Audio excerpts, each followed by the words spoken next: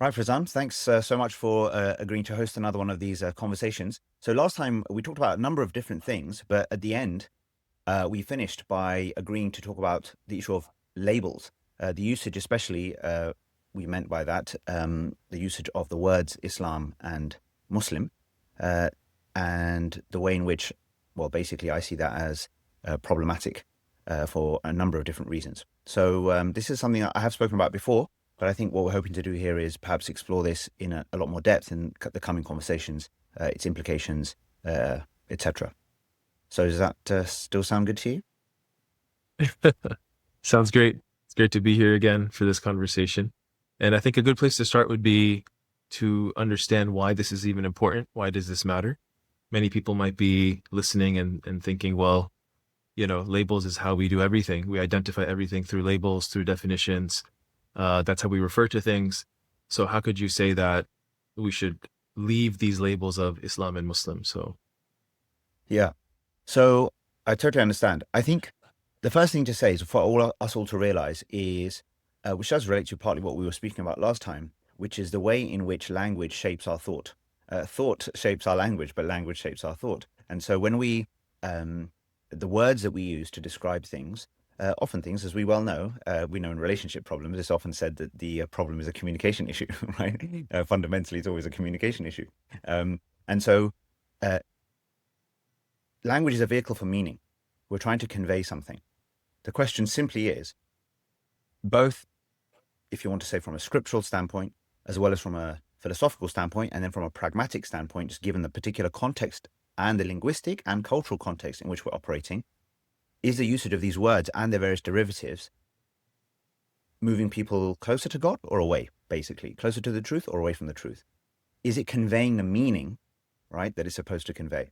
So my argument is that it doesn't do that. It actually badly obscures what is true. And I think maybe one way to think about this was we say, okay, let's see if we can at least get everyone to agree that when we use these terms, the usage of these terms is conventional and not existential. So this is a good way to try to differentiate, okay? Is this existential? Is this fundamentally necessary for human existence and flourishing in line with perhaps what is believed and understood? Is it necessary, so existential, or is it simply conventional? And if if we can at least agree that it's conventional, meaning somewhere along the line a choice was made, right, to use these terms as transliterated terms in the English language. Well, and even though that has become pervasive everywhere, even if it's become pervasive, we can say, oh, it's really impractical. We can say it's not, people won't buy into it, people won't listen, people won't change. They're too used to a certain way. So we could acknowledge the scale of the problem, but we can still say it's a convention, and therefore, in principle, it's still okay for us to imagine an alternative. And yeah, so why does it matter? It matters because in my journey, essentially what I've been trying to do in this my whole sort of journey, and what these conversations hopefully will be increasingly a reflection of, is my own understanding of these questions about, well, when I ask myself, what is existential? What really matters? What is necessary? What isn't necessary for myself? How do I identify myself and think about myself as a human being? So for me, up until a certain point in my life, it was fine for me to say, I'm a Muslim. Well, this is interesting. My religion is Islam, or I follow Islam, or I believe in Islam. Okay. So up until a certain point, and then at some point that started to erode, or I started to question that for various reasons. Um, and then now I wouldn't describe myself as a Muslim, nor would mhm, I say that I follow Islam or believe in Islam or my religion is Islam, because, mhm, but at the same time, I'll acknowledge the oneness of God. I'll acknowledge mm, that Muhammad was a messenger of God, right? And uh, so those two things, those two things are still true, even though I wouldn't say I'm a Muslim mm, and I believe in Islam or my religion, Islam, etc. So why does it matter? mm, Because it obscures, I think, and so it mm, obscures for us. It shadows or covers the meaning, the fundamental meaning, which is to do with submission to God, devotion to God, commitment to God. There's, we can talk about the various translations, and I think it's inauthentic scripturally to use the terms in the way that we do in transliteration. mm, I think that there's philosophical arguments in the sense of, again, fundamentally, in terms of what you're trying to represent, are you actually saying what you mean, and is it wise to do that? And then pragmatically as well, there are so many like examples I can bring up and we can talk about where clearly, basically, no one knows oftentimes what exactly is being meant when the word is used, I think, or it's used in so many different ways Yeah. that it kind of, it's confusing.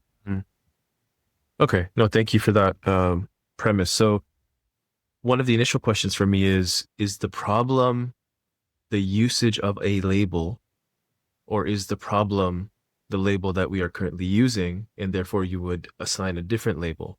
So if someone was to ask you, Hmm. what is your religion, or how do you identify yourself with our religion? Not typically, okay, I believe in Islam, I am a Muslim. What would the alternative response be according to what you're proposing? Yes, that's a good question. So it does go deeper. It's not that I want to replace one label with another label. It's that I want to replace a noun with a verb, yeah, or Okay. maybe an adverb, okay, Yeah. and to say that actually, no, I don't have a religion, right? As in, Okay. it's not a religion, it's an orientation, or it's not a religion, it's a relationship. So Okay. it's a verbal or adverbial relationship. One, a life of devotion, a way of devotion, right? A Yeah. way of submitting or aligning oneself. The more I've been thinking about it, actually, I think if you're really trying to capture what Islam is relative to the divine, and if we accept what, part of what I was proposing last time is to think of the divine more as being as opposed to a being, okay, then I think alignment is a very powerful. So alignment becomes submission, becomes devotion, you know. So an existential alignment with capital R reality. Okay. Mm. That's the point. Yeah. So someone will say, yeah, yeah, but look, everyone wants to categorize, frame, close off. Okay. But I'm saying, Mm. well, why? So the thing is that what this is doing is that, look, um, and I think I've said in previous discussions as well, that this argument, therefore, because of what I've just said, extends, therefore, to Christianity, Buddhism, Taoism, Judaism, Hinduism, anything else, that we can think of. Yeah. And so I want people to maybe think about that in the back of their minds, because as we talk about this, the vast majority of the points that I'm going to make, you can actually extend to these other ones. And as we go, I might also count other examples from other kind of things. So the point being is, beyond or beneath each of these systems that have come to have labels, or traditions that come to have labels, there is truth, there is wisdom. Everyone was trying to get there. Everyone was trying to realize these things. So now to say, Mm. for example, to say, well, this religion is true, that religion isn't, which is the typical, most adherents of one religion Mm. typically are framing, their understanding is framed in such a way that this is the best way or the true way, you know, Mhm. that they're on, and other ways, aren't. It's just Mhm. too much of a generalization, complete generalization, because it doesn't allow to look at the actual massive overlaps. Number one, between Mhm. components of different parts, and it doesn't allow you to see the massive Mhm. differences internally in the various components. Yeah. Mm. So I'm not saying Okay. to replace one label with another. I'm saying then I would Mm. say, if I say to somebody, okay, I'm not a Muslim, so what am I? Well, I'm a human being. People call me Iqbal, and I try to devote myself to God or align myself with the divine in my life. Mm. Okay, what does that look like? Now we can talk about what that looks like. What does that entail? How do you keep that up? Yeah. How do you Mhm. maintain connection? How does this manifest in your day to day? Right, et Mm. cetera, and what does it mean for society? Then we can have those interesting conversations off the back of that, Mm. but in such a way now Right. where hopefully, like, the language is such that now the other person is thinking then more existentially now, not conventionally. They're not think now, because they Mm. start with this frame. Now they're thinking, okay, so let's explore this as a possible way to be as a human being, as opposed to their first level of thinking from an identity perspective that, well, they're something now, and now they need to become something else. And unless they become a something, or join a something, or believe in a something Mm. that has a capital, letter at the beginning of it, then somehow they're missing Yeah. out, or they haven't. They're just a nowhere. So maybe Mm. maybe by that definition, yeah, uh, sort of almost being no one and dwelling nowhere is kind of Yeah. what I'm feeling nowadays. Yeah. Okay, so that's interesting. So you just mentioned, like, if you would explain to someone what you believe without the label. You would say, I try to devote myself to God. And then you basically would go further and further in terms of explaining, like you said, how do I do connection with God, etc., right?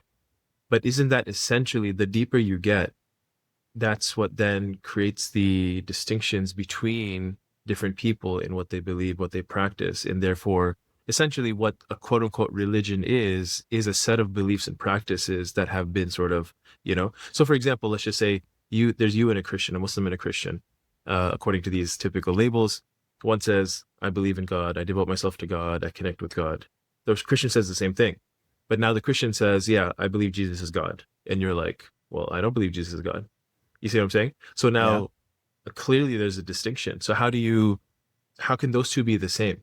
Right? Well, Because they're again, not. the point of the label is to differentiate between those two things, because it's like this person believes or practices this versus Yeah, me. but the problem is that that's the thing, though. So if the problem is there are Christian. Well, the problem in this example is that there are Christians who don't believe Jesus is God. Mm, okay. So then we're But going to have then, a but the problem is that yeah. no, hang on. Then we're going to have a subdivision, right? Uh-huh. What I'm trying to say, and I would say that there are Christians, there are Christians who believe in one God, or yeah, typically would be called Unitarians, for example, or some similar Mm, word, with whom genuinely, like I'm saying this not theoretically, I'm saying this like like based on knowledge, right, or experience, which is that with whom I might find more affinity and more personal connection and more of a personal overlap than with some self-identifying Muslim. Not because that mm, person believes in Jesus as the Son of God. I mean, everyone gets like heated up on this issue, and it's not necessarily a small issue, but I think in the grand scheme of things, like it's not actually like okay, let's put it this way, just so it's not misunderstood. Uh, Amongst the types of things that get in the way of one's Islam, i.e., one's devotion to God, there are innumerable, right? Innumerable things that even if I don't say I believe that this is God or I like to God, that I am actually, meaning I in the general I, a human being, is actually worshipping, serving, attending to as though it is a God. And so therefore mm, the potential and likely idolatry of the average self-identifying Muslim mm, is just as much as a problem, right, as the idolatry of Jesus, the Son of God, potentially. In fact, it might even be more of a problem because because for many Christians who even hold that as a belief if asked, on a day-to-day basis, they may or may not relate to Jesus and mm, relate to God in a particularly idolatrous manner, actually. The meaning, they might just, practically speaking, like pray to God, meaning, in a supplication sense, relate to God, think about God, mm, like in an ultimate sense, yeah? Sort of in that sense, God the Father, so to speak. Um, and when they think about Jesus, they think about his example and they're thinking about his thing, but they're not like, but they're not sort of, the day-to-day might not be sort of informed as deeply by, yeah, mm, that particular view. However, the Muslim pursuit of some other God besides God, frankly, it could be whatever, mm, could be fame, could be money, could be, some anything, yeah, could be a far bigger problem, you know, mm, because and so this mm. illustrates a point of like, well, saying what we believe and as a point of a Yeah, distinction has its place, but to my mind, it's nowhere near as important as what the way that we are suggests that what we actually yeah. believe, you know. Right, right, right. Okay. So one of the perhaps most obvious counter arguments to what you're proposing is, the Quran itself, in which Allah is referring to labels and using labels, and then distinguishing between and saying this one is correct and these are not. So many examples, obviously, Well, I would in say which he's obviously, referring to. it's not obvious to me. So educate me then, Okay, because okay. which label?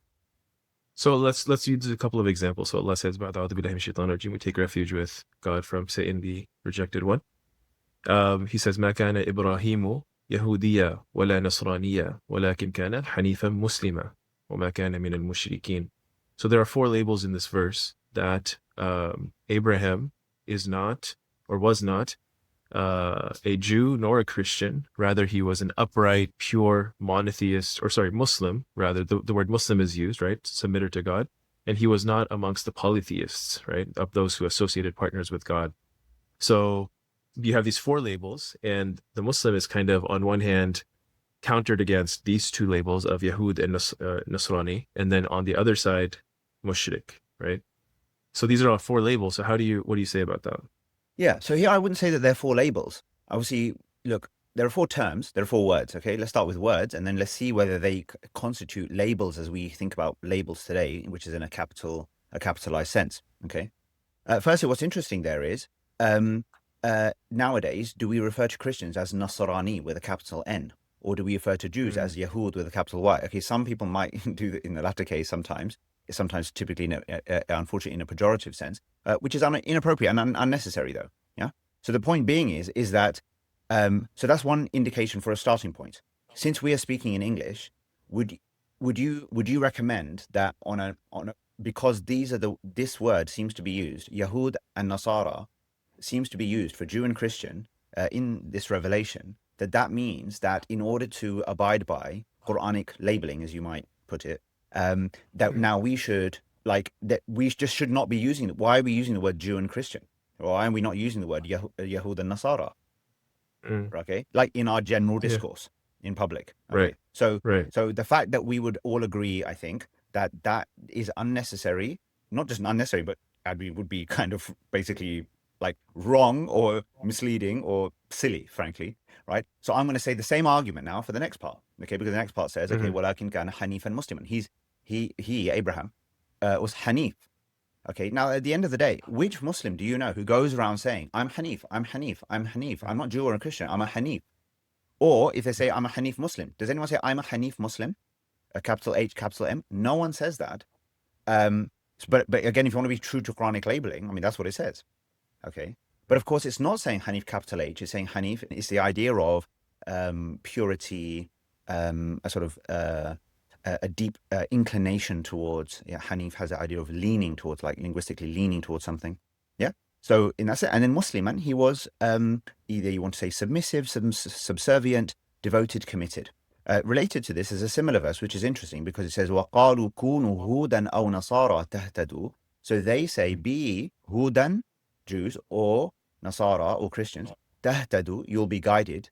قُلْ بَلْ مِلَّةَ إِبْرَاهِيمَ حَنِيفًا. Right, وَمَا كَانَ مِنَ الْمُشْرِكِينَ.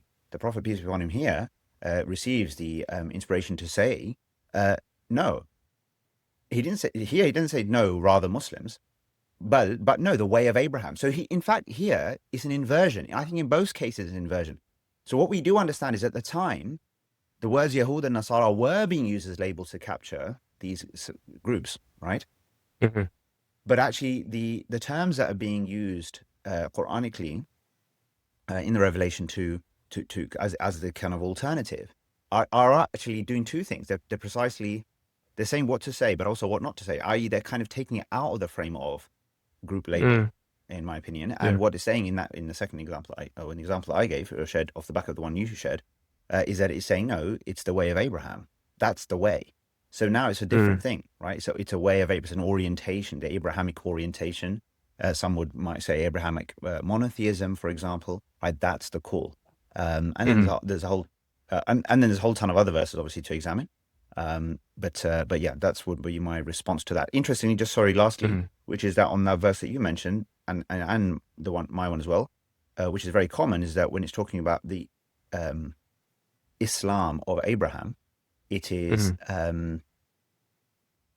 typically straight away it will say something that Abraham was Muslim, devoted, and he wasn't mushrik, or he wasn't amongst the mushrikeen. So there's almost well, I won't say almost always, but very often comes together. It's almost like, well, why would you keep saying that? Why would you say he's this, not that, this, not that, this, not that, when that is all the opposite of this? It's like a double emphasis. Okay. And that brings another important point, which is really interesting, which is actually, if we know things by their opposites, there is no, Quranically, there's no Islam that is contrasted with Judaism, because there is no word for Judaism. There is no word for Christianity. There's no word for whatever, any other things like this, right? They're just words being used for peoples. But here, most commonly, and there's other really interesting contrasts, but most commonly, Islam Muslim is contrasted with shirk mushrik, i.e. idolatry. So it's a purity of devotion as opposed to idolatry, not a purity of not Islam as opposed to some other religion. Right. Yeah. that's there's one or two other things in mind, but when I don't want to talk too long. Okay. No worries. So a couple of things. So I mean, one is, wouldn't you say that uh, polytheism or associating partners with God, or as you said, idolatry, is kind of an umbrella term under which many things can fall. And Allah talks about how both, again, we're referring to Christians and Jews just because that's kind of like, it's obviously a huge part of the discourse in the Quran. But essentially, they both, in different verses, are referred to as having not purity in their belief, right, and in their practice in different ways. So that's one question. Well, what's Is the you question? said, okay, well, so Muslim and Mushrik are, you said, essentially what's being compared, but essentially Mushrik is kind of an umbrella term under which there's multiple things. Essentially anything other than pure devotion to God, you know, is, Mm. so essentially all the other like, terms would fall under Mushrik anyway, right? Yeah, so let's say Uh, okay, no, so well, so you have a pure monotheist. yeah, So let's say a Muslim is a pure monotheist, and then you right, have idolatry. right, I'm saying a Muslim in yeah, Arabic. In Arabic, I'm saying hmm, not in capital M Muslim. And I'm saying yeah, yes, a capital M Muslim of today, somewhere in that is a claim, right, of pure mm, monotheism, but it doesn't mean mm, that this person is a pure monotheist, right? You can have right, a capital. You can have the curious case of the Muslim mushrik, right? mm, Contemporarily, i.e., capital M yeah, Muslim, but sort yeah, of lowercase m mushrik, right? right, Somebody who identifies as such, but in mm, truth, right, for various potential yeah, reasons, right, isn't. And in fact, it's actually okay, healthy for us to think about that. So that actually brings us on to another important point, which is that these, therefore, well, just to emphasize, I think we've already said it, but just to emphasize that these things are therefore reflective of states, yeah, mm, states. Um, and all of us can move existentially now. Conventionally, you're a Muslim or a non-Muslim in today's speak. mm, Existentially, you are devoted truly, or you are mm, idolatrous in some way, i.e., you have deviated from that. Interesting. So I just bring up another contrast here, which I just hadn't thought about it for a while. But it's an interesting one where uh, when the jinn are communicating in the Revelation, they say something like, وَأَنَّا مِنَّا الْمُسْلِمُونَ وَمِنَّا الْقَاسِطُونَ, mm, right? Um, فَمَنْ أَسْلَمَ فَأُولَٰئِكَ تَحَرَّوْا رَشَدًا. Really interesting. It mm, says from amongst us are the Muslimun and the Qasitun. So here you have a really different contrast, which pretty much no one really knows about, right? Or typically, yeah. That okay, you got on the one hand, he said, okay, amongst us are the Muslim jinn. Yeah, some jinn are Muslim, will sort of lazily say in again contemporary speak, right? As opposed to what? I mean, well, as opposed to you didn't know as opposed to Qasit. Yeah, did you know about the Qasid the jinn? Oh no, I didn't know about them. Yeah. Okay, but so that's the contrast. But what does it mean? For amongst us are those who are devoted, but the Qasitun, which is interesting because Qasit is actually qist, is justice. So it kind of seems a bit mm, strange contrast because initially that word is like seems like those who are just, but actually, um, not to get too detailed into it, but basically, uh, in this way of reference, it's actually saying the people are veering off justice. So the and therefore what you want to be is a muqsitun, yeah, not qasitun. mm, So qasitun is a veering off, muqsitun yeah, is coming on. This is a really mm, interesting thing because it's kind of also that hints at the inseparability between true devotion and justice and balance. Okay.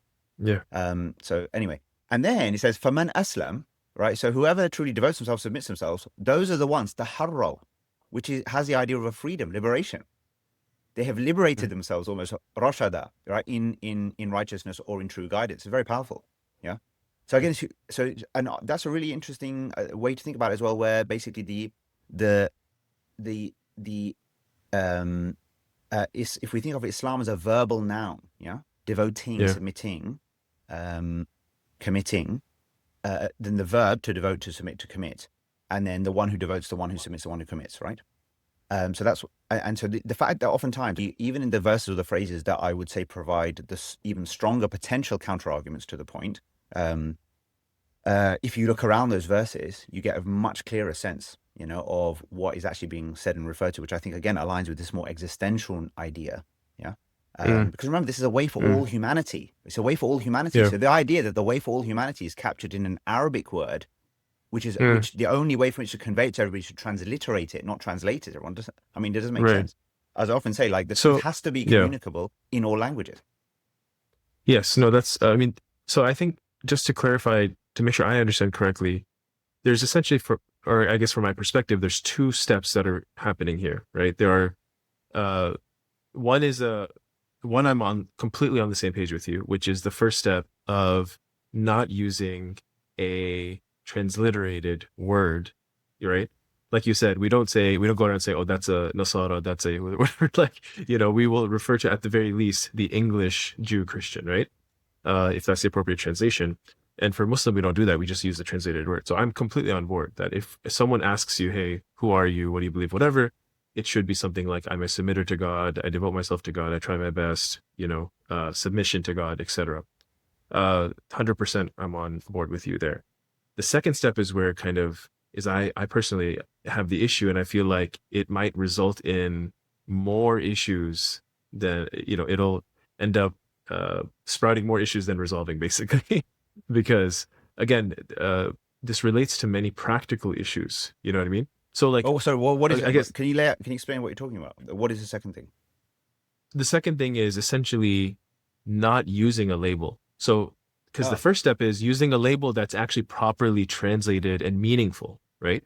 I'm on the same page there. The second step is to remove the label altogether and kind of have this more, fluid type of an approach. But I think again that will result in many so, problems. so I don't understand how you accept the It first one completely, but don't the second one, because I mean, are you saying to what, because the replace it first with one, another term? no, no, no. So the first one is basically it is still a label. It is still a label. It's just properly translated, and it's actually meaningful, understood by the person saying it, and understood by those hearing it, Okay, sorry, right? so Who it's just so being I'm clear, explained to. what is the uppercase English language label that you're proposing? No, no, no, not uppercase. But then it's not a label. Then it's Low. not a label. No, but then to be clear, then that's not No, a label. That's literally precisely what I'm saying, which is where I think the agreement no, no. Okay, was. so even if, Yeah, yeah, so let's say submitter. Let's say if I was a to instead of saying I'm Muslim, I would say I'm a submitter to God or I'm a devotee to God. Let's say. yeah. But what I'm saying, are you okay? So let's stay with this point for a second, okay? Sure. In your mind, like you're telling me that when you say that in your mind, you are internalizing that as a label, or as opposed to Yeah. simply like, for example, like Yeah. if you say, but label, like for example, if you said to someone, if you were to be, if you were a runner, right? You say I run, I'm a runner. Yeah. Right. Is that a label? Is I'm a runner a label? Well, that's very different than No, what we're no, no. talking I'm about saying no, no, because no. But is it no? But yeah, so I'm asking you, is it a label? yeah. Again, it depends what you mean by label, I guess. No, well, exactly. So You know let's what I get to mean? that then. So what? But what I'm Okay, trying to say so is so what? it the question is it a part of my identity of my essential identity? Then I would say in that case, not necessarily because it's something. If I left it tomorrow, then it's like okay, fine. Or Yeah, you know, and you could so, leave devotion to God tomorrow. no, no. So what I mean is that um, it's more of like I don't know. I guess the word you like to use is existential, right? Like it's Listen. like the Okay, whole. I've got a good one. I've got a good one. I've got a good one. Right? Sure, sure, okay. Because let's go existential. Like, uh, you breathe. There is breath. Mm, You breathe. I'm breathing, mm, mm-hmm, but I'm not a breather, or I am a mm-hmm, breather, but I'm not a breather in the sense of capital B breather, right? And like put it on a thing. Let's make a group of breathers. Yeah. yeah, right. Now, some people stop breathing momentarily, right, or permanently. Okay, so their state that changes their state. Mm, So if you experience your devotion like you experience your mm, breathing, this is getting deep now. Yeah. If you experience your mm, devotion like you experience your breathing, it's continuous. So therefore, the interruptions are only momentary, if at all, mm, maybe temporary, right? mm, And so okay, so that's fine. But the thing is that that's the point. I'm saying, I understand what you're saying, or what I'm suggesting at least, to think about it like that. I'm devoting. I'm always doing that, or I'm trying to always do that, right? yeah. Now, when the person is out of breath or drowning, they're trying to breathe. You're still always trying. Okay, so the true devotee is always trying to do that sort of spiritually existential thing, if you want to say, yeah, Yeah. of trying to devote, trying to align, trying to be on the right way. Okay, but as you know, and I know from our own lives, and just generally speaking, we will constantly veer off from the path, right? We'll be here and there, whatever. So what I'm saying, breathing or driving or running or whatever these things, these are not labels in the same sense. There's not labels in a sense that extends to then identity politics. These are just things that people do. And some people do them more, and some Mm. people do them less. But we don't feel Mm. with those things that we need to create. Like, do you know what I'm trying to say? Now, you can create groups of Yeah. runners. That's interesting. None of this, what I'm saying, actually means that you can't organize, right? Mhm. But like, you don't need to, and even call a group of runners something. But the point being is that I think with some things like that, it remains more on the conventional end, let's say. Yeah. Okay. Like, meaning healthily conventional. Okay. So all I'm trying to say is that it's something you do. Yeah. Okay. For example, you try to devote yourself to God, right? You manifest that as Yeah. best as you can. That's what you do. Great. Well done. Congratulations. And sometimes you don't and you flop, right? And you kind of move in between these things and whatever. It's not a label. That's just something you do for Azan. And tomorrow you might choose not to, Mm. right? And the day after, or tomorrow you might think you're doing it in some identity sense, but in truth, Mm. but that doesn't matter. What matters is what's actually happening. Mm. Do you see what I mean? So Yeah. that's the thing. Then I see that. Mm. That's why I don't. That's why we just have to go in that in a bit more detail from my perspective, to explain why. Therefore, Okay. you don't need the replacement, essentially. Yeah. So yeah, so I mean there's so many angles we could take here. But one angle is I think it goes back to the whole faith and good works discussion, because That's interesting. like there's almost a stated belief that I have. I believe in one God. I believe certain things, right? And I know last time we spoke about what belief actually means, right? Yeah. And I would say that belief is more, um, something again within the heart that you are convinced of. It's like a level of conviction that you have in something, right? Yeah. Now, there's a fluctuation that happens in how that belief manifests in my good works or in my works on a day-to-day basis, right? Now, if, for example, tomorrow I was in my actions, not really showing that I was very devoted to God, or I'm doing things that, are against that, um, that doesn't change my belief or my faith. It just means that I'm weak in how I'm practicing that faith, right? But so it does Um, change the belief.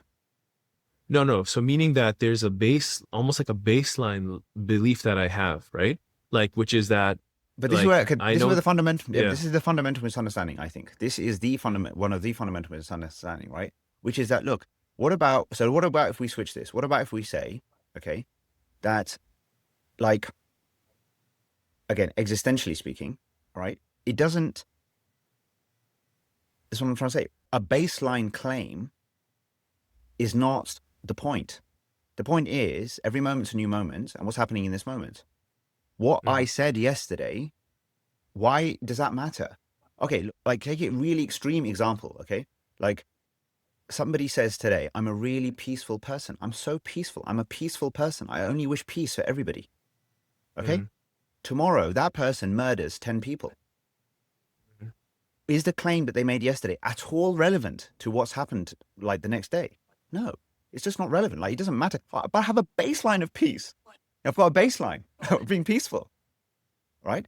Yeah. What I'm trying to say, it doesn't matter. Like, we have got stuck. The reason why I know what you're saying, and I'm going to suggest is because there's become this collective obsession, okay, with propositions as meaningful, okay? And that's why it's so interesting. See, Quranically, the notion of shahada, there is nowhere in the whole revelation that you can look at it and say there's an idea of the shahada as a one-time verbal claim in order to enter. In fact, Mhm. in the revelation, there is no suggestion anywhere that in order to now move from a different state into this ideal state of Islam as in submission devotion, like, these are the steps that you need to take, or this is the words you need to say. In fact, what do you need to do? You just need to submit. That's the thing. And then also important, it's ongoing. In fact, oh man, this is crazy, right? It hit me today, actually. I mean, I've read it so many times, right? But it hit me today. So even okay, and it's so weird, like, in one sense. Okay, it's not just we're supposed to continuously bear witness. Mhm. God himself continuously bears witness to his oneness, Mhm. right? Shahid Allahu annahu la ilaha illahu wal Mhm. malaika wa ulul ilmi qa'iman bil qist, Mhm. right? God bears witness that there is no God but him. What? So that I mean, that is enough evidence, right? That what we're not talking about here is like it's not like the divine baseline, like as in a back then baseline. It's always true. He bears witness. God, so it's such a deep phrase. It never really kind of struck me as much as it struck me, right? I didn't think about it. I'm embarrassed to say I didn't think about it because my hallmark is I thought about it. Yeah, but like, come on, isn't that crazy, man? That verse, right? Like God bears witness that there's no God but God. It's like even the idea of that is, what does that mean actually? To me, what that says initially, just my initial reflection is that like the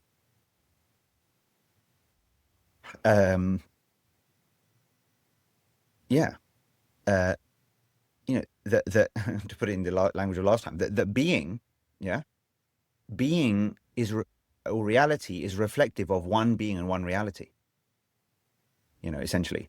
Okay, and the angels. So the angels are constantly in this thing, and then the understanding of the angelic kind of realm is these are then forces or conscious, again, agents of some sort or beings of some sort, right? That are literally illuminated, okay, and let's call it are in a mode of automatic devotion and submission, okay. And then who? Wa ulul ilm, people of knowledge, also bear witness to this. So interesting. So now people who bear witness to the no God but God, those people have knowledge. Which knowledge? Mm-hmm. Like, well, I mean, not, as we are, quote unquote, please, like Islamic sciences and whatever, all this stuff. That's not what it's referring to clearly. قائما بالقسط, and they uphold this بالقسط. Come back to qist, the justice idea that we spoke about earlier, which actually I didn't make that connection, but now that's a really cool connection, yeah, between those two. Man, that's deep. So why did I even get into that? Yeah, shahada, because ongoing, right? Like the idea is that it's constant, and elsewhere there's shuhada lillah qawwamina bil qist, and then the shuhada bil qist qawwamina lillah, right? Upholding, bearing witness to God, upholding justice, and then standing upright for God and bearing witness to justice. So these almost become like basically inseparable things, as we said earlier. Yeah. Yeah. So that's what I'm getting at. I'm trying to say that it's not, yeah. So your baseline claim, it doesn't mean anything. I'm sorry. It doesn't mean anything. You don't need to make a baseline claim. You just need to do the thing that needs to be done. Align yourself. And then align yourself with people and then this is it. Align yourself with people that align themselves. Yeah. Okay. So, a hypothetical question. So let's say you have, again, in our usual terminology, you have a Muslim who has the beliefs of a Muslim, and and that person, in their manifestation of their claimed faith, is not very practicing, quote unquote, right? So this is one of those where I've just got a problem with every part of the question. I'm speaking slowly because every word I say, I'm like, he's gonna raise objection. Every part of the question I want to like take apart here. Yeah? Listen, I told you last time, bro. The end of the road is silence here. We should just let's just both shut up, and then everything will become clear. If only it was that simple. So, so you have in simple terms, right? You have a Muslim who's not practicing according to Islam, quote unquote. You have a Christian who is practicing according to Islam, quote unquote. So you have basically a Muslim who has these idols in his or her life. So they're not really practicing la ilaha illallah, even though they claim to believe that in their heart and on their tongue. Then on the other hand, you have someone who claims to be a Christian, but they don't believe Jesus is God. Or even maybe they do. That's a very important distinction, obviously. But whichever they believe, Unitarian or Trinitarian.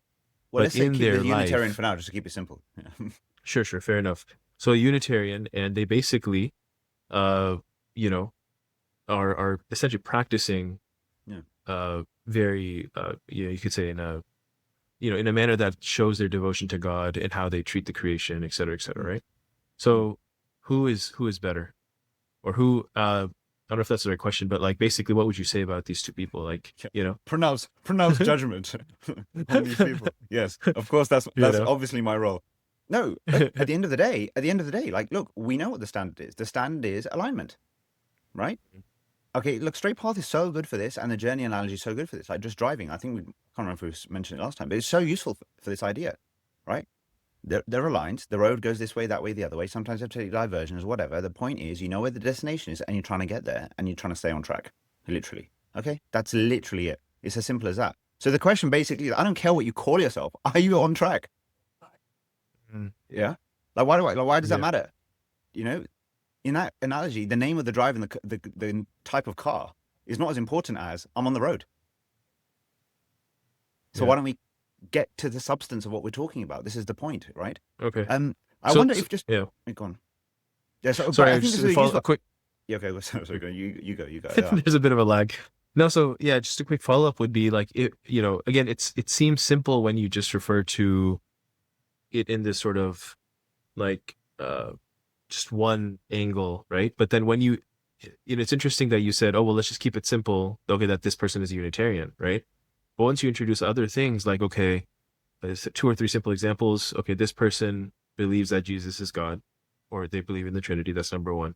They don't believe that Muhammad is a messenger of God. That's number two. They don't believe in the Quran as a word of God, right? So let's just say a person Yeah. is, living their life in a very good manner, right? Yeah. However, they don't have these essential core beliefs. What would you say? Yeah. No. So I think what's important, like this is the thing. So we're not talking cross purposes. The important things I've already established why, for me, stated beliefs are almost completely irrelevant. Yeah, that they might have a kind of relevance for the person at a sort of cognitive level. It's almost like, again, go back to breathing and running. Occasionally, you might think to yourself, "I breathe, I run, I want to breathe, I want to run." Okay, so that's what I'm saying. Like okay, I'm a like or in your language, I'm a devotee. I want to be devoted. Right? You see what I mean?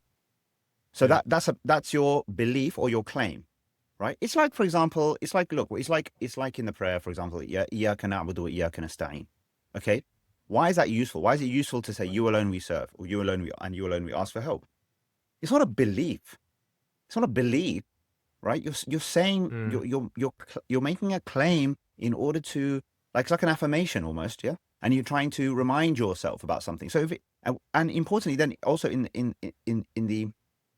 the prayer, when you actually say, I bear witness that there is no God but God. Why? Not so, like, why are you saying that? Because you're saying that to, like, basically, to rev yourself up, essentially, to remind yourself mm, about what the point of view is, and mm, to get you to think about, actually, both of these, obviously, get you to think about, well, am I, like, is this true, essentially? You know? mm, So all I'm trying to say is that the, I just, um, I think it's the age-old thing. Actions speak louder than the words, right? mm, So how the belief is carried, for different people differently. Some people get obsessed with their propositions, and they think mm, about them on a database with the propositions, and the mm, rightness of their life is about their propositions. For other people, it might be very loosely kind of carried. Come in on some base of some received propositions. They don't actually think about it too much on a day-to-day basis and just get on with life. If asked, they might respond in a certain way just because that's the conventional way to respond. Oh, that's just the only way they know how to say it, right? mm, But it's like, if somebody asks me, what do you believe? I'll be like, well, why do you care? It's not like, it's not what do you believe? If I was like, it's like, if you want, what are you trying to know here exactly? You know, are you trying to know, like, what kind of person I am? Are you trying to understand my overall kind of metaphysics and worldview and what I think is important in life? Like, are you trying to understand, like, what kind of practices I might have in order to keep me on the track or on path? Yeah. Or to align myself with what I think is true? What are you asking me? Right. So, mm, so that's the point. So, and most people, as we know, like, most people's claimed beliefs are just really inherited things, which are not really examined. mm, I believe this, I believe that, but okay, but like, why? I mean, even some of the essential stuff, it's like to put it again to put it in the contemporary language. This thing about, are you Muslim because you believe in Allah, or do you believe in Allah because you're Muslim? Like, this notion, I reject all these terms essentially as the right terms to be using, but it's that notion. I just come into it. It's like, oh well, because I'm brought up in this kind of Muslim thing. Well, clearly that's what we do because we're Muslim. Not, mm, yeah, I've come to the idea of God, yeah, and a relationship with God, and then I want to devote myself to Him, like, downstream from that, essentially. Yeah. mm. Yeah. So I do think that the substance of who we are, what we do, what we're accumulating, Mhm. are we on track is important. The fact that I believe I want to go on this journey, the fact that I say I'm going on the journey, the fact that I am, Mm. talking about the journey, yeah, right? Yeah. Like, why doesn't, like in professional, in work situations, yeah, I'm Yeah. going to get the project done. I'm going to do the project. No, I'm working on the project. No, the project's really interesting. It's really good. I love the project. Okay, next week. So how's it going with the project? But I love the project. I believe in the project. Project's really important. Okay, but show me, like, what's happening here. Where is the project up to, right? If there's Yeah. no progress since last time, or haphazard progress, or progress that is not reflective of I love the project, I believe in the project, whatever. Who cares that this person believes or says they believe, all right, or says that they're loyal to the Mm. company, to the project, to the team? No one Yeah. cares. And what happens? Fired. Okay, pun Yeah. completely intended. Okay. So no, that's that. I like that one actually. Um, so there's a couple of takeaways so far, from my side that I have. So number one is that at the very least, one should stop saying, probably, I'm Muslim or I believe in Islam. At the very least, one should understand what those words and those terms mean, and for themselves, first and foremost, of course, to understand what that means. Number two, to then explain that to others in a language that's understood. Number two is to the number two takeaway is to understand that these terms, especially like Islam, Muslim, submission, devotion, etc., are not meant to be. They don't hold that as much value or much value just being labels, but rather they need to be applied in one's life. So it's almost like a stated belief versus practiced belief, right? And it's almost like what it doesn't matter what you claim to believe or what you say.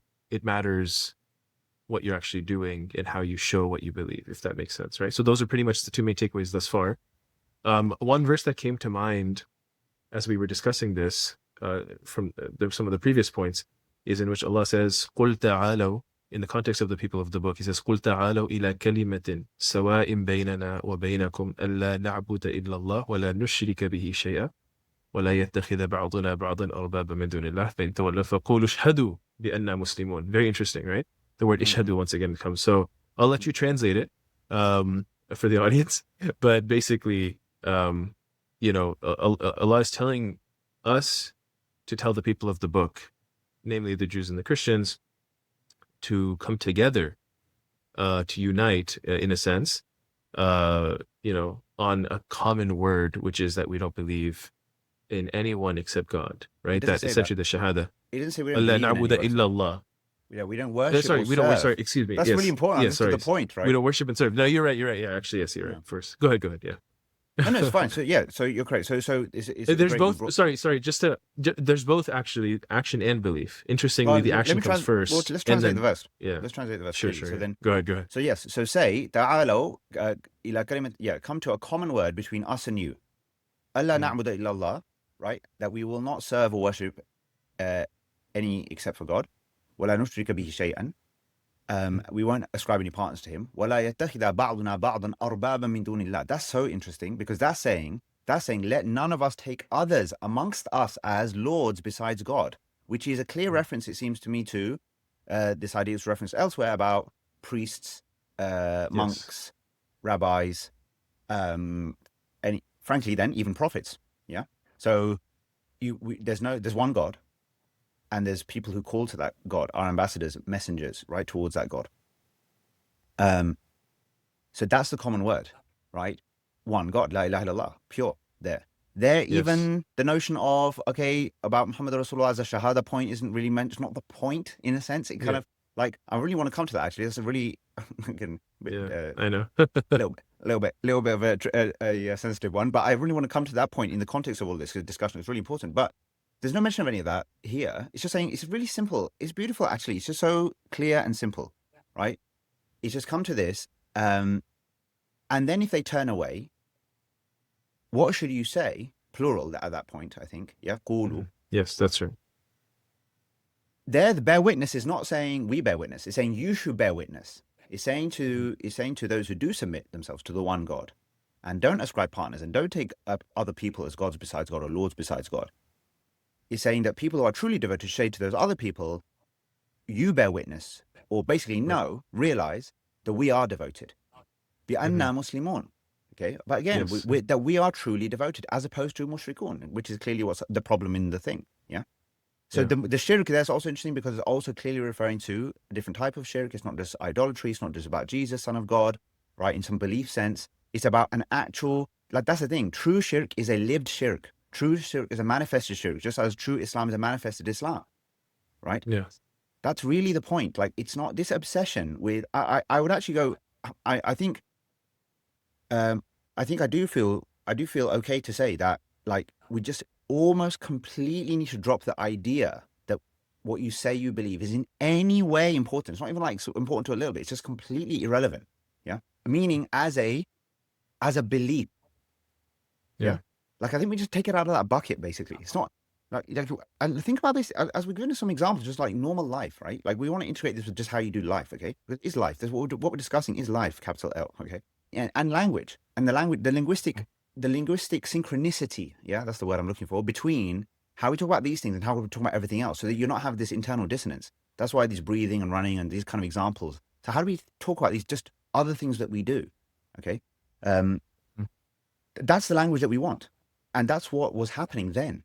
That's what was Mm-hmm. taking place essentially. So yeah, that's the thing. So that's exactly right. I'm devoted, and related to that, وَمَنْ أَحْسَنُ قَوْلًا مِمَّنْ دَعَا إِلَى اللَّهِ وَعَمِلَ صَالِحًا وَقَالَ إِنَّنِي مِنَ الْمُسْلِمِينَ. People quote that to me, say, "Oh yeah, but look, you're saying don't use this term, but that isn't what look what that's saying." So beautiful verse, a very powerful passage in the 41st chapter, Fusilat, which means verses that made distinct. Said, "Whose speech is better than the one who invites to God, Mm-hmm. um, and works righteousness, and says, Innani min al-Muslimin, I am of al-Muslimin."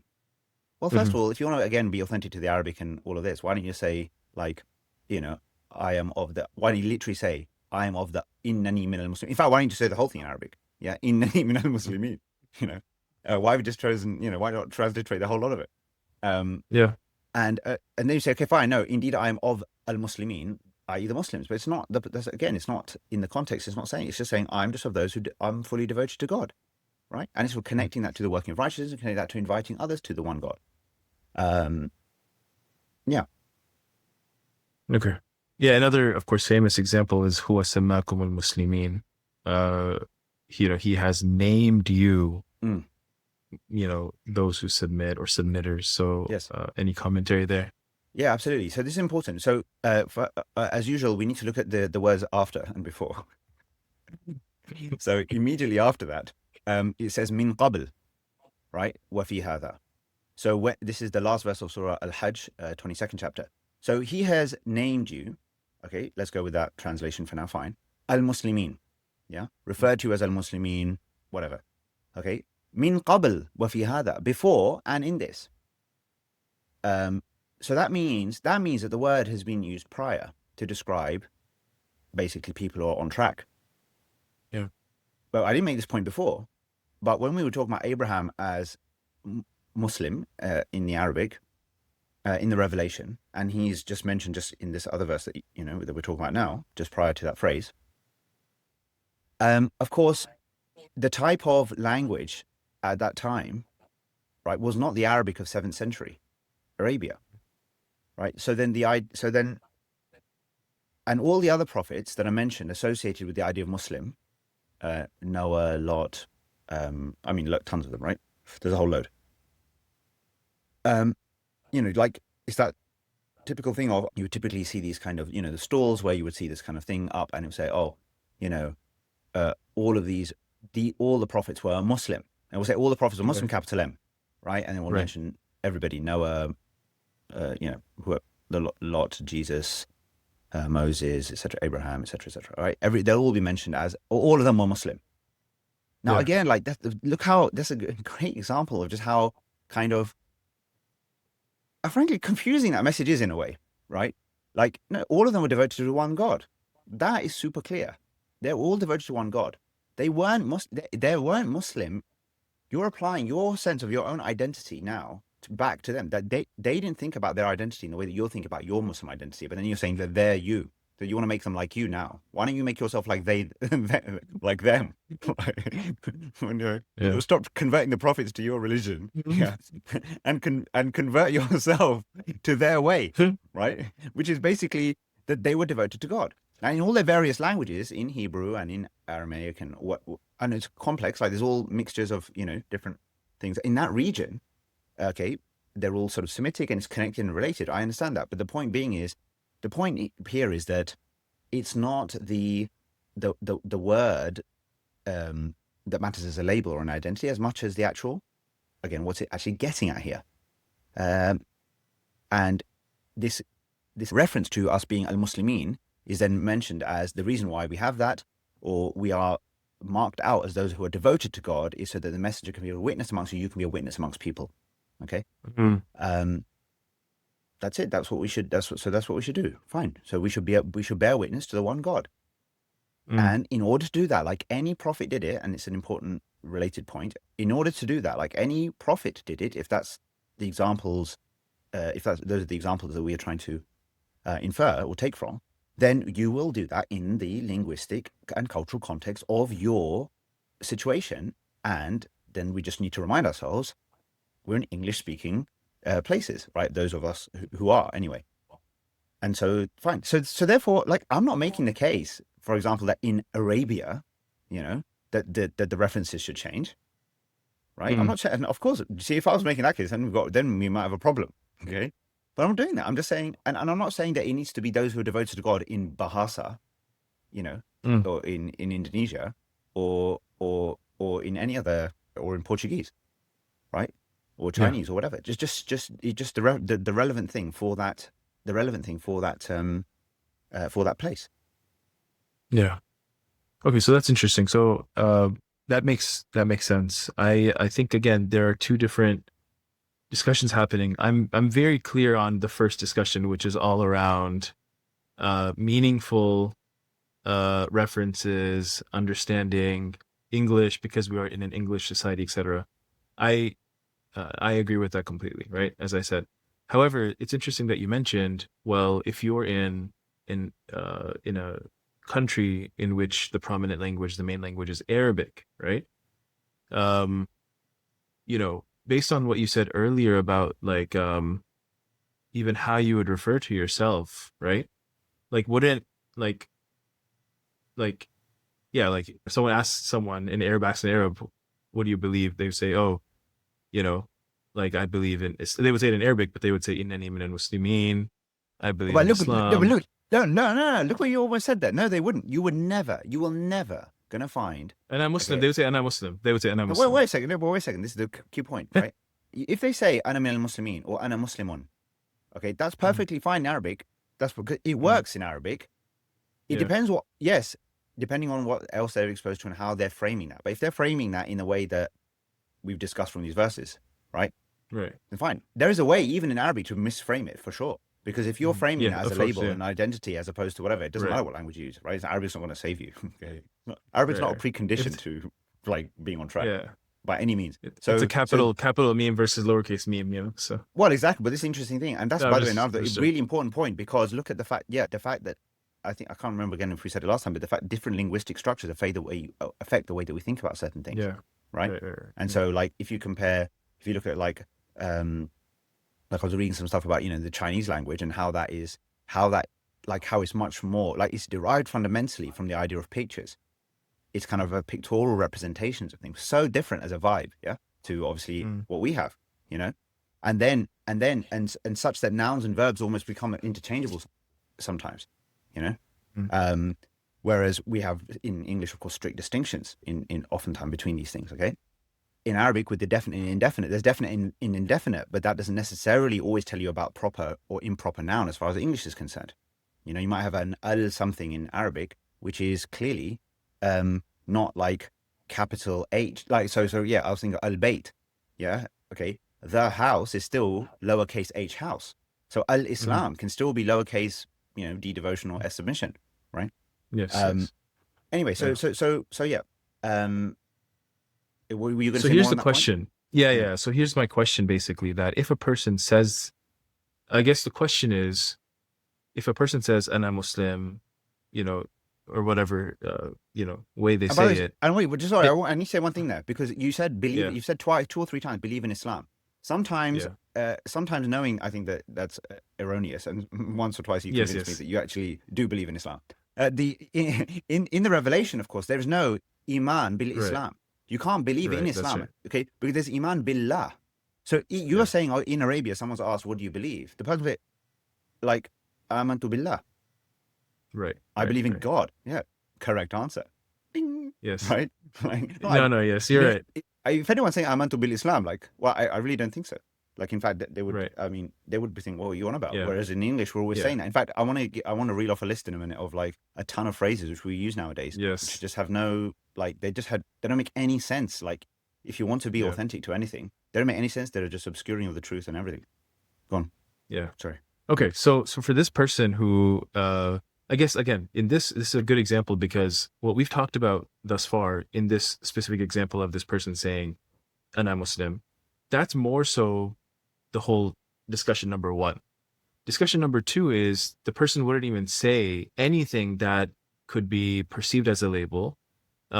Even Muslim, even the term Muslim, even in the lowercase m sense, rather they should just say, well, I mean, what would a person even say if asked? Because like earlier when you were asked, you said, well, I try myself to devote myself to God. I connect with God, blah, blah, blah. So you would list off certain things that you do. Like, why wouldn't you just Well, say in response to that? what question? Sorry. Like earlier, you said if someone asks you, you're like, what religion are you, for example, or what do you believe, or whatever, right? Well, it depends which Um, question. So it would have to be specific because obviously the answer will depend. If yeah, you say what religion are you, or what do you believe? These are different things, right? So yeah, yeah, I don't know. The point is, the funny thing is about this, right? What I realize, and I think what you're maybe starting to realize, is that what this does is it unlocks conversation about what's actually really happening. Because now can't just hide yeah, behind these lazy labels about and just expect that someone's just going to understand, just right, to have captured the entire thing. What actually do you mean? What do you actually do? yeah, Okay, what's the deal here? Let's dig into it and understand it better. yeah, yeah, yeah. So I depending on the understand. context, yes, I would explain, okay, what I do, what I think, how I frame such a thing, how I try to do this, what does that mean, da da da. Right, yeah, then let's have the Yeah, conversation. yeah. Okay, okay, fair Because enough. Yeah, I Farzan, guess I that. think look, the thing to realize is because the question, it's really interesting. It's so interesting, and I understand why, but it's so interesting that, and everyone does this because I've had this type of conversation a lot, right? It's like that everyone wants to know what am I going to say when someone asks me. And I'm like, dude, like, why is that even your first problem? Yeah, like Yeah, because what?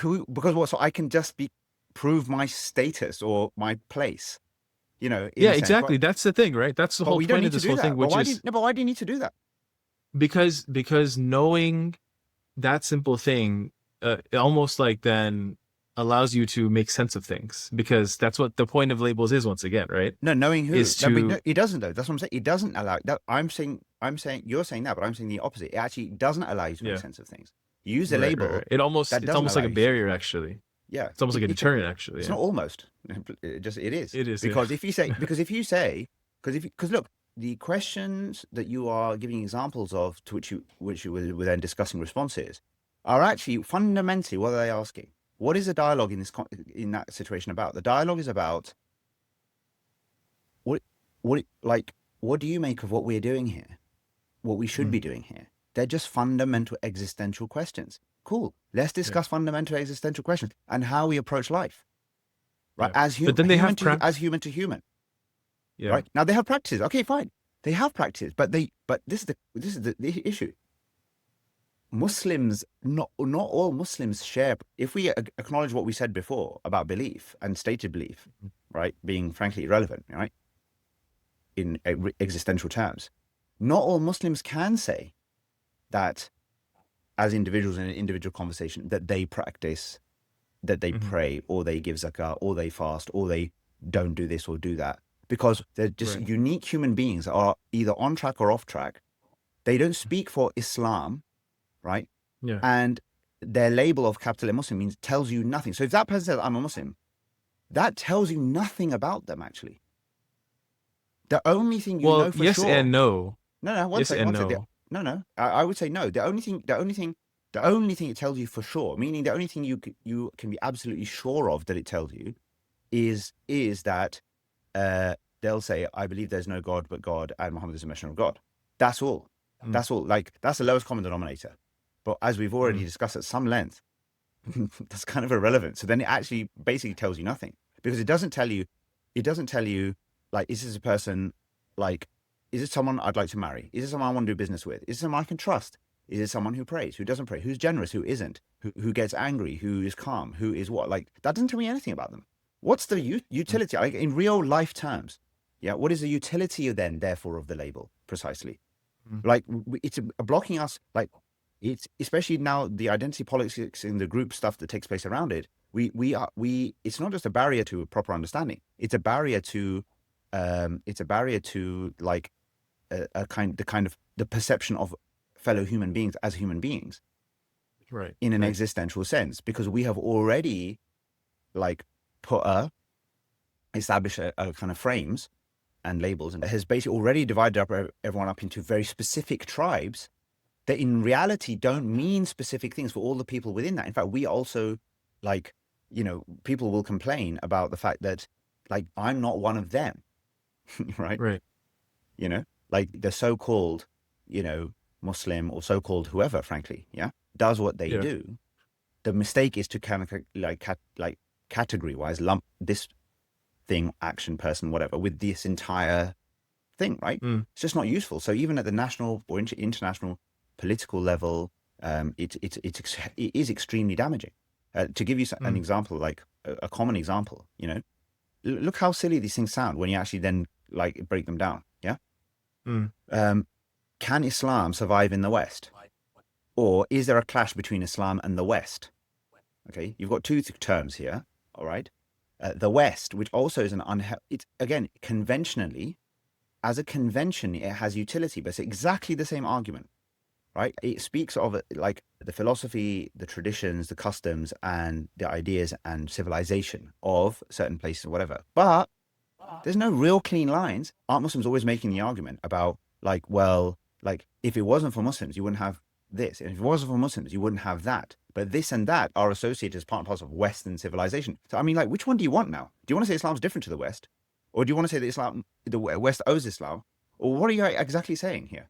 Now, if you've mm. translated, you say, well, if West, you mean geographically, because usually in that framing, usually we mean geographically, like, North America, Western Europe. Yeah. Okay. Then what are we asking here? Like, is submission to God, is the idea of devoting ourselves to one God possible in, like, America, Canada, Britain, Western Europe? I mean, when you ask it like that, you say, well, obviously it's possible. And obviously it is reasonable to ask the question potentially at certain points in time, whether, like, the ability to truly devote yourself to one God, how difficult is that becoming in certain context? Yeah.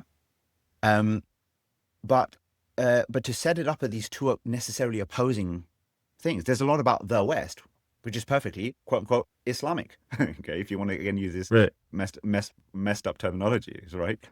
Like, but then now what? So now, I mean, just a famous or a very popular YouTube channel recently, one of the thumbnails of one of the recent videos was no Islam, no croissant, right? There would be no croissant without Islam. And then there's a 5-minute explanation of some history, which is a nice history to know. But it's like, look at the mentality, yeah, that's reflecting. Like, it's very insecure. What are you trying to say? Oh, now let's let the French people know that without Islam, you wouldn't have had a croissant. It's like, what do you like? And oh well, now that's why you should all become Muslim now. Clearly, that's our argument. Yeah, I mean, what point is being tried to be made there? And then if you say, well, if you translate, say, well, without devotion to God, there wouldn't be a croissant. I mean, I mean, it's not quite insanity, but it's close. You know, like, what you know what I mean? Like, so it's existentially, it's bankrupt. Socio-politically, it's desperate. But this is so common. Okay, I'll give you another example. There's an online magazine, and in the last week there was the headline was, and it was in quotes, Islam and skateboarding are really similar. Mm, Okay, and it was just an article about a lady, right, who is, clearly identifies as a practicing Muslim, and she's into skateboarding. Cool, fine, all good, yeah. Islam and skateboarding are really similar. Like what? No, actually, like then now, who knows what is being referred to here when you say that? Mm, When you break it down, it'll say, oh, some of these values like this, whatever, right? Certain things. Okay, fine. But then skateboarding is a way to internalize and to manifest certain values. I can mm, get down with that. I think skateboarding can be an entirely godly and God conscious and enterprise. Yeah, like an endeavor. I'm cool with that. But look what it's look what it's framed. What like is skateboarding similar? Is skateboarding Christianity similar? Is skateboarding and Buddhism mm, similar? Again, what point mm. is being made? You know, these are micro examples, but they're micro examples of bigger fundamental problem. Anyway, there's a couple of more things I'll raise, but anything you want to say at this point? Sure, sure. Yeah, a couple of things. I mean, one is, I think you've said in the past that Islam is not a religion. Interestingly, right now, when you gave some of these examples, and you said like Islam and skateboarding, or Islam in the West, or Islam and croissants, or whatever, essentially what a person is understanding is Islam, the religion, you know, and or Muslims, those who believe in this religion, were the ones who invented this thing, or Yeah. the religion and skateboarding or whatever. So Mm. it's almost like Islam, capital I, Islam is this box, this package, you know, and it comes with everything that it has, right? And then Christianity is another box or package, and then Judaism and Hinduism and all these other Mm. religions are these, they're all kind of separate. And so it's almost like, choose one, you know, Yeah. Right. um, Exactly. That's and it. and what you're saying, it's interesting because the Dawah booth example that you gave, right? They'll say, oh, Jesus was a Muslim or whatever else. The other prophets, or Adam was the first Muslim or whatever. And so then a conversation will happen. It's like, hey, what do you believe, right? And they'll say, oh, do you believe in God? He'll say, yeah, I believe in God. Okay, do you believe that God sent prophets and messengers? Yeah, I do believe that. Do you believe in, okay, do you believe in Jesus as a prophet? Or what do you believe about Jesus? Yeah, do I believe he's a prophet? What about Muhammad? Doesn't it make sense? Okay, there's the last prophet after Jesus. Yeah, I guess I believe in him too. Yeah. It's like, oh, you're already Muslim, right? So that's the response is, oh, well, if you believe that there's no God but God, and that Muhammad is the final prophet of God, and you believe in all the other prophets of God, then you're a Muslim. So it's like, all you have to do is just say the Shahada now and you're good, right? So I say that because it's almost like this, like, for that person who's in that situation, who's being told this, that, okay, basically this sort of basic belief, La ilaha illallah Muhammad Rasulullah, or whatever, is, like maybe I already have that in my heart. So now are they expected, essentially at the moment in the status quo, is they're expected to take that step of, okay, the Shahada. And now all this other stuff comes along with it, which is the box, the package of Islam. Okay, well, yeah, we'll connect you with someone who's going to help you start praying 5 times a day.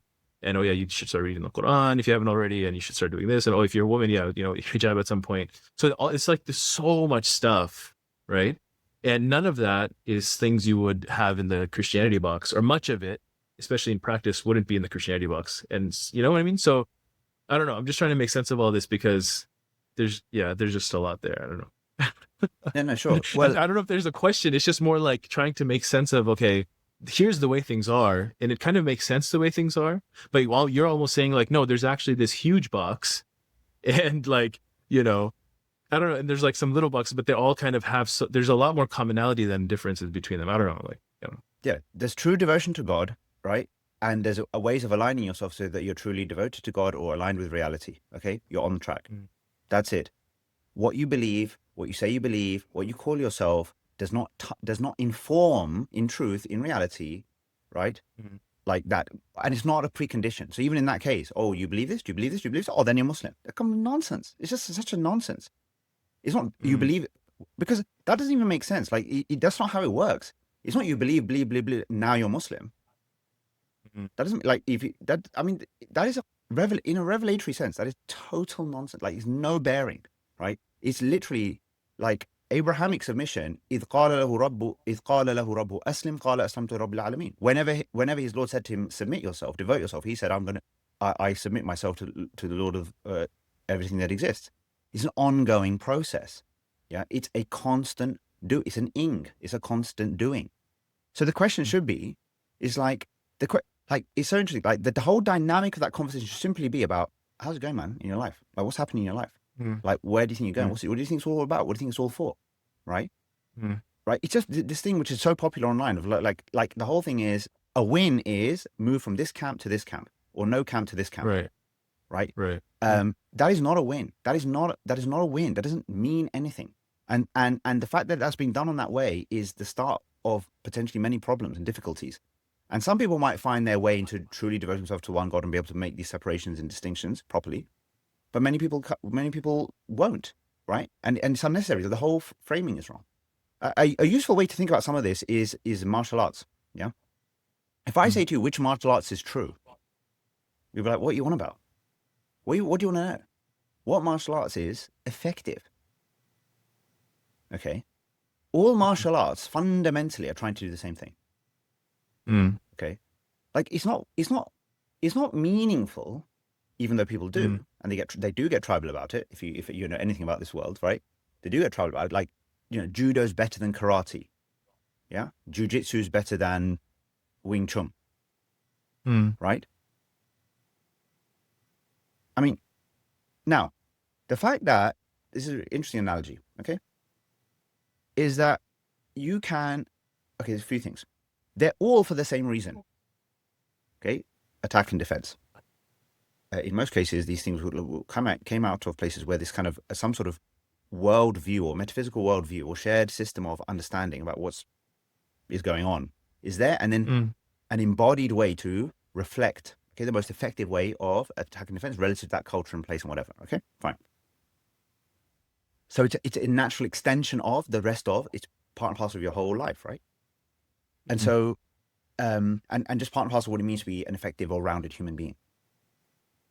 So the question of this is better or that's better is not really a helpful question, right? As a thing, because what's mm, actually more important, you know, like what you want to know is you want to see a practitioner, okay, and you want to see results. Now you can see that this person who practices karate, right, is more effective in combat than this other person who practices karate, and that could be for a number of different reasons. mm, mm, You could have crisscross of like this advanced karate practitioner actually got taken by this fairly early judo thing. But does that tell you something about judo in total, or does that mm, say something about this individual, okay, who was actually more effective in judo, even though he was mm, less on the ranks of judo, than karate? Do you see what I'm trying to say? So, but we might make these extrapolations.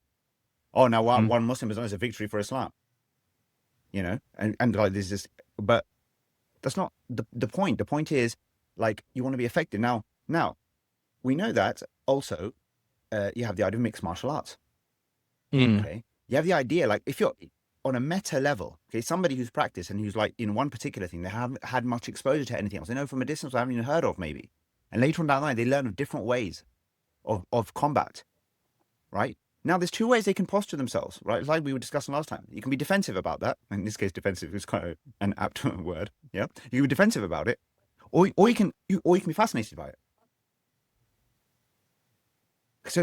yeah. So I think it's so important because look, if we say like most people, say most Muslims or whatever, okay, you say Taoism, Buddhism, Confucianism, Hinduism, right?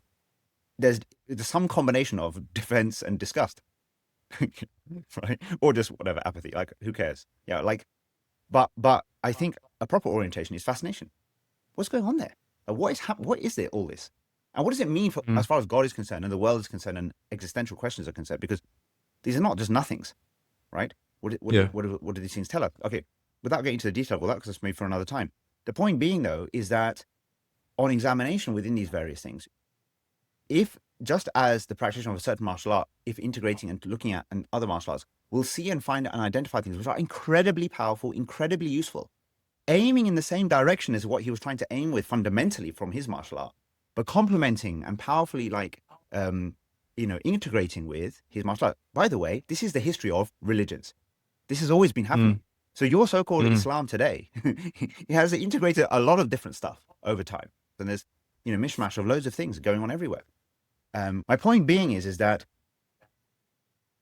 if all martial arts have an effective goal, all religions and religious systems, and all people fundamentally have an effective, like a singular shared universal outcome. The question is, how do we effectively get there as human beings? That's always mm, an open question.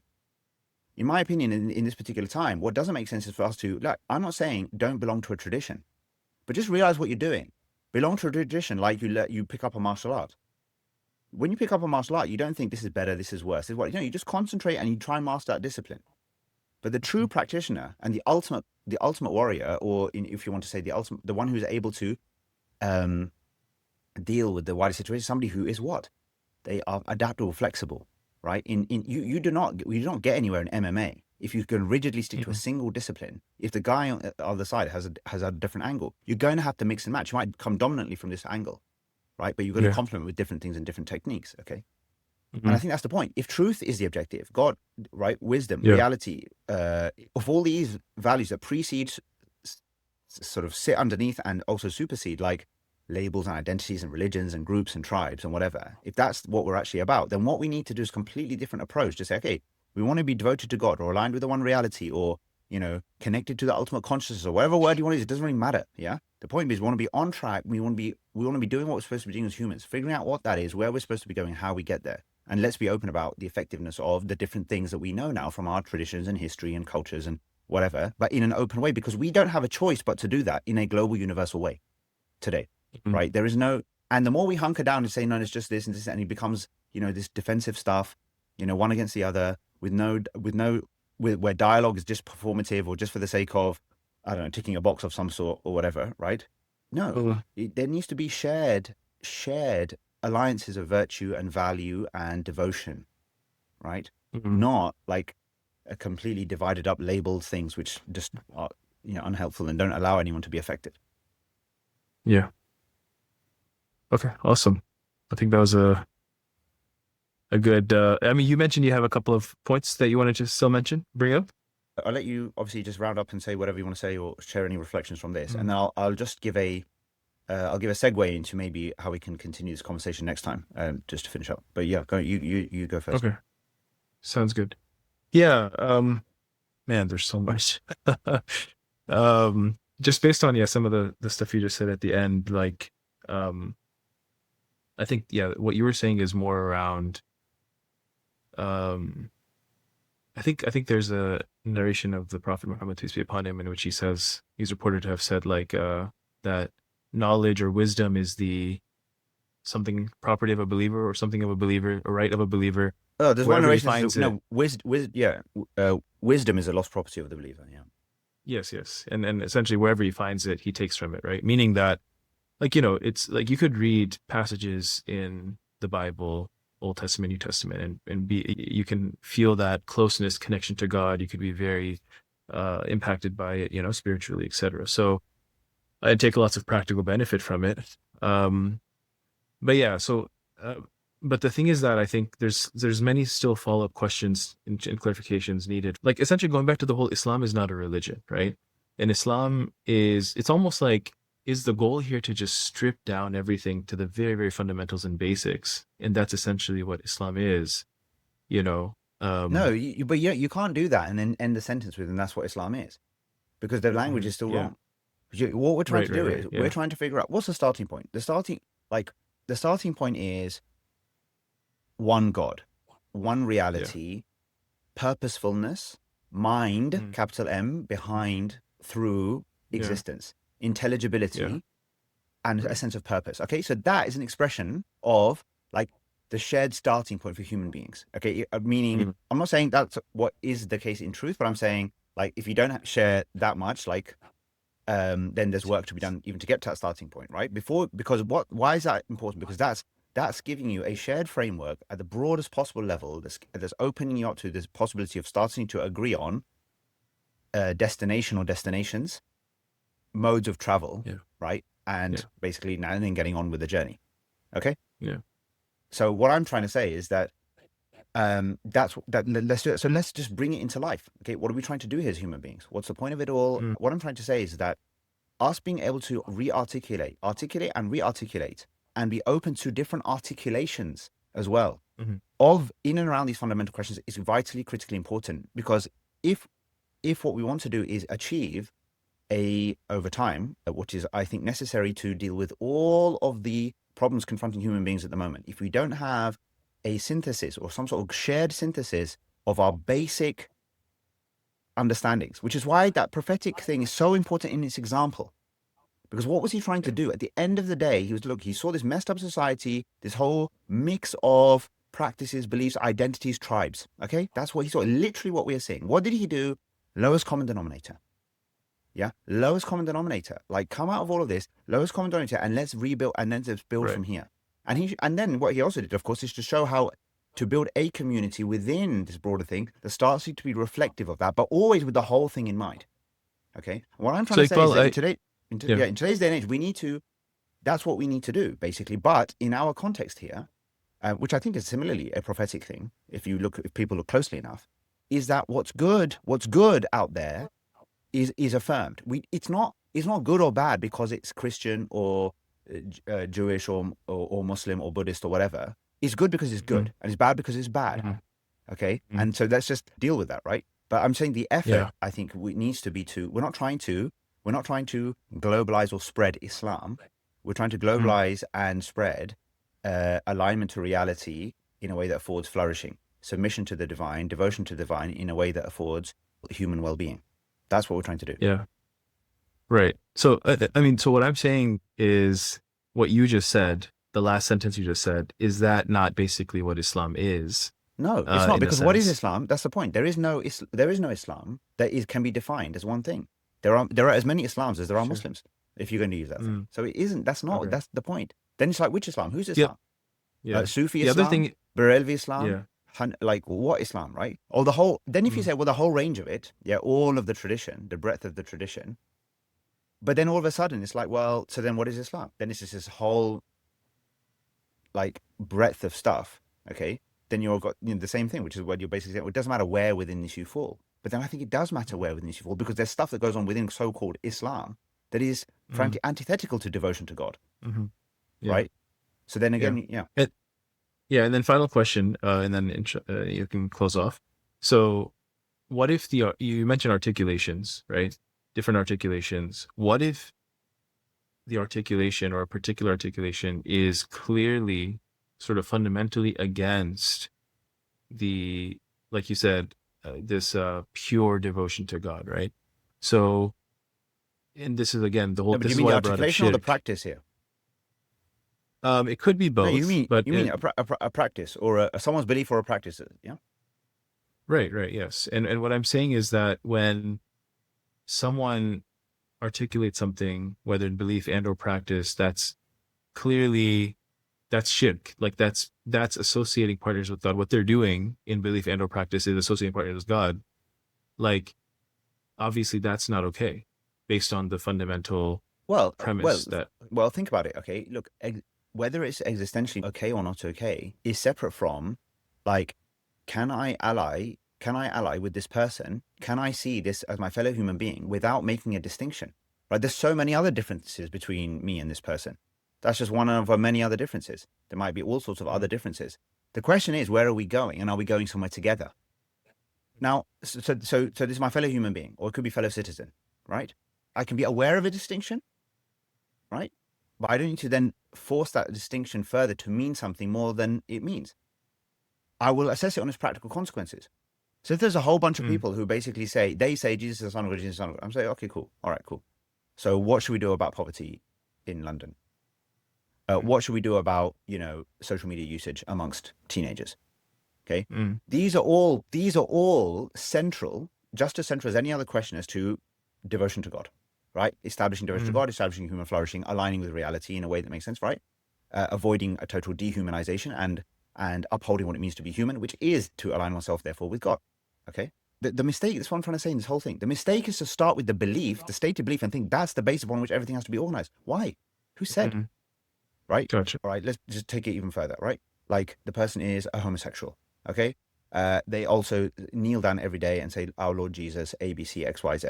Fine, right? So there's all these differences, okay? And there might be this, there might be that. Also, there might be racially or ethnically different, there might, whatever. Okay, fine. The thing is that this journey that human beings need to go on, is that still a journey that I want them to go on?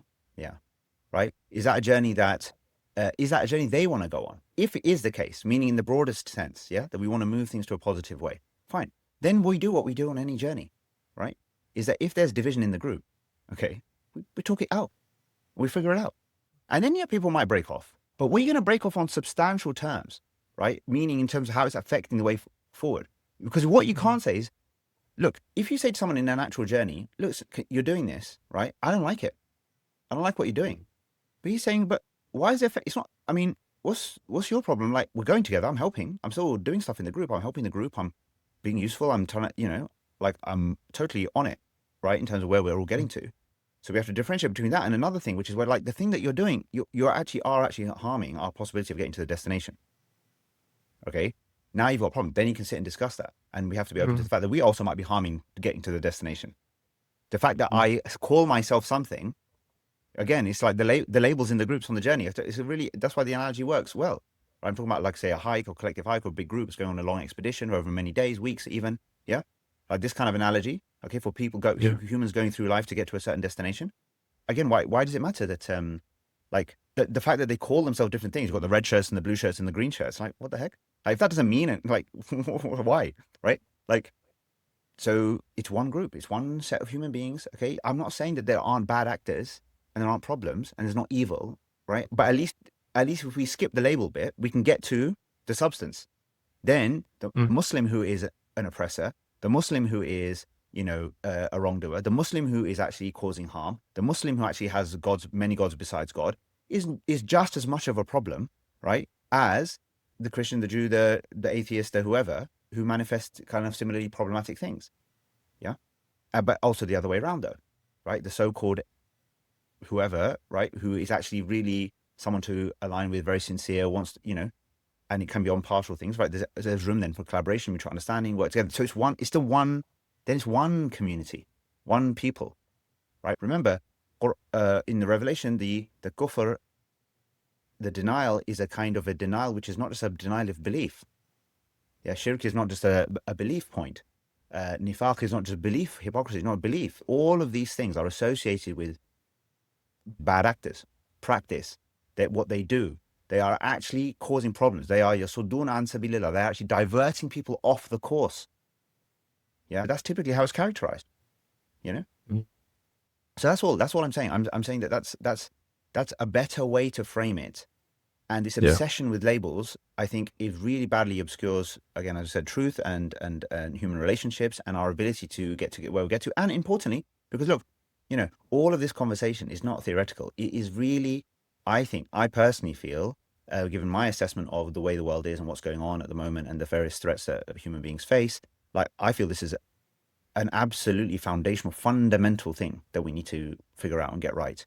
Because if you don't have a shared sense of reality and human purpose and human endeavor and where we're trying to get to in a way that everyone can get on board with and understand at some really even lowest common denominator level, there is no scope to understand, therefore, whether the things that we're doing or not doing are actually in our shared interests or not. People don't know, like you just wait for these, you just wait for the terrible outcomes before you realize anything. Yeah. So yeah, Cool. that's it. Cool. So so look, we can pick it up next time. But I'll just say a couple of points on very quickly. These are just examples of oddities in phraseology that have no basis in any verse or prophetic narration, or even, I would say, you can go as far as much of the actual tradition itself, to be honest. Yeah. So, for example, this idea of embracing Islam, converting to Islam, reverting to Islam, believing in Islam, we touched on. Yeah. There's no such thing. And the reason there's no such thing is because Islam as understood then is different to Islam as understood now. You don't embrace Islam, convert to Islam, revert to Islam, believe in Islam. I mean, there's no Arabic terminology, right, that will capture that phrase as it is. Similarly with the personification thing, right? There's no Islam says or in Islam ABC. So this is really common. But so you say, isn't that Islam? But I say, well, what do you mean? If you said, isn't that devotion? Isn't that an example of devotion to God? Then you, first of all, you would hesitate before you ask a question because you wouldn't know whether it even makes sense as a question. And then we can actually have a conversation, right? Whereas if we say, is it Islam? Then what are we actually talking about? If we say Islam says, well, who's Islam says? Because as we all know, for every question that we want to pose, there's a million different views anyway. So then what Islam? So what is devotion to God actually look like? then you realize, well, it's contextual, etc., etc. Yeah. So these are all problems. This is why you don't find these phrases, because they don't make sense. They don't make sense existentially. They don't make sense.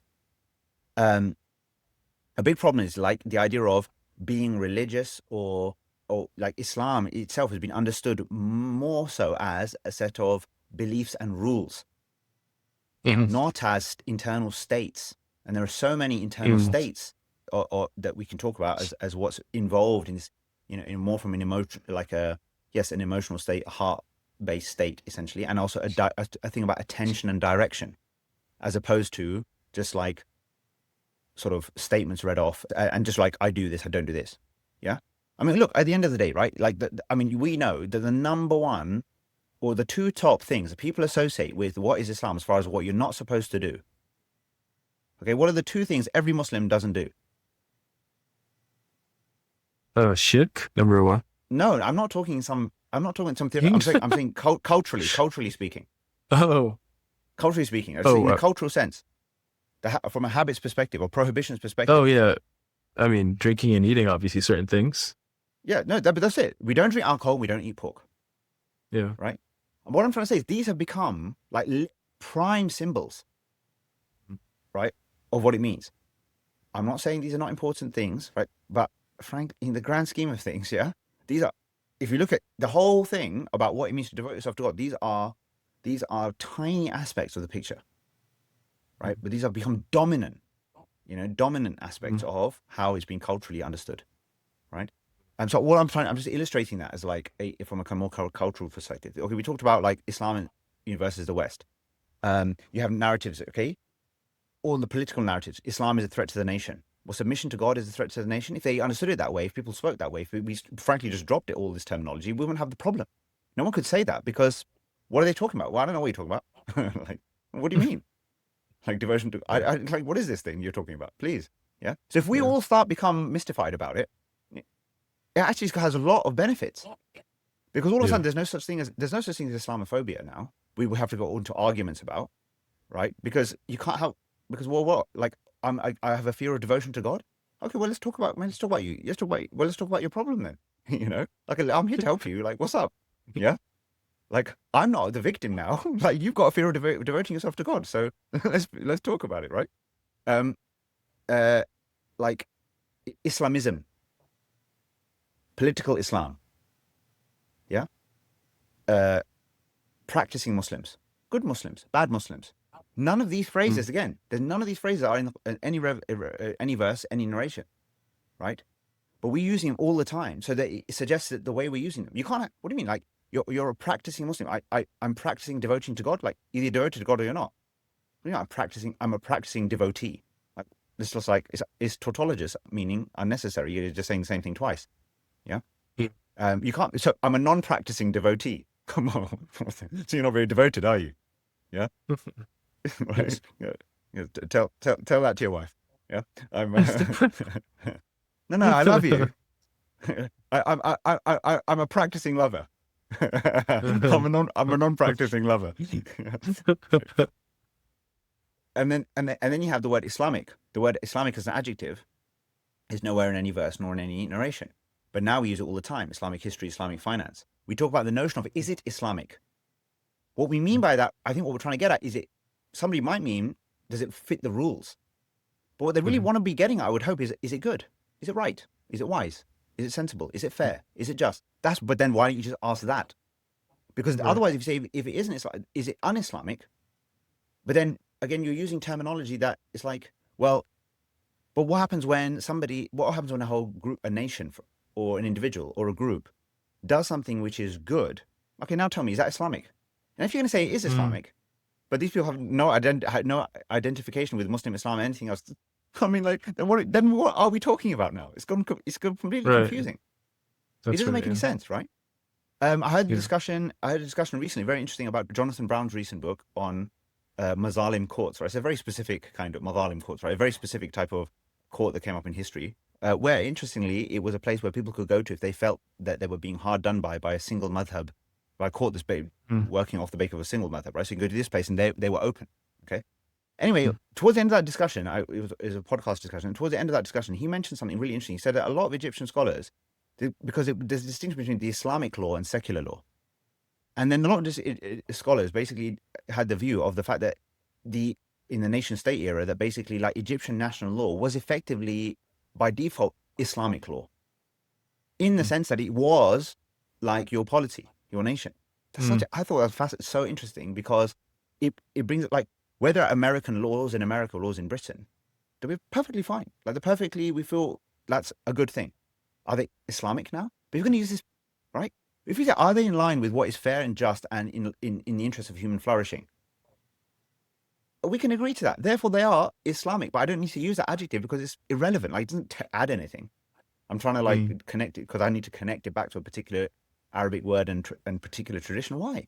Still, because now look at it existentially. Human beings are doing stuff. Everyone's trying to, well, not everyone's trying to, or it's like the idea that a human being from their primordial nature might arrive at things that are aligned with reality, like, is reasonable. But then it's confusing. If you're going to look at it through the frame, it becomes confusing. How come there's non-Muslim, which is another phrase which doesn't exist anywhere? How come they're doing something, like if they do something good, what does that mean? Right? Is it Islamic? So non-Muslim does something Islamic. What's going on? Like, now I want to shoot myself at that stage. It's like, can't work through this like quagmire of terms. Yeah. There's a whole There are, load of by the stuff. way, Iqbal, I mean, in addition to this, I'm sure we can discuss this next time. Like, you have other verses as well, like, for example, وَمَن يَبْتَغِي غَيْرَ الْإِسْلَامِ دِينًا فَلَن يُقْبَلَ مِنْهُ, right? وَهُوَ فِي الْآخِرَةِ مِنَ الْخَاسِرِينَ. So these are very serious. I mean, this is one of the other aspects. This is a matter of salvation, right? This is a matter of like what's going to happen to us once we leave this world. So that's why I think people are so like afraid, like, oh, like if we, So let's look at that. So that's a great. So in the third chapter, the family of Imran, there are two sections which have the strongest thing, right? That like inna dina inda Allah al-Islam, right? The deen as far as Allah is concerned is al-Islam, and وَمَن يَبْتَغِي غَيْرَ الْإِسْلَامِ دِينًا, that whoever seeks other than al-Islam a deen, right? Then this person is done for. Okay. Yeah, exactly. Now, in my view, these prove they're completely around what I'm saying, completely prove the point, right? And so if you look around the verses around them, which we can do next time. So let's do that maybe. So look, I would suggest I'm going to say that so this can go into the published recording, right? Is that once we stop this, you literally stay exactly where you are for 5 minutes, right? And write down every single confusion and question and everything that's come out, because then it will take, because otherwise we'll just forget and whatever, right? And you can bring that into the next session. And on my side, I'll prepare a kind of little just to talk about through the particular references in the third chapter. Cool. Perfect. Sounds great. Thank you. Thanks so much. All right, take care, and you too. Peace be upon you. Peace.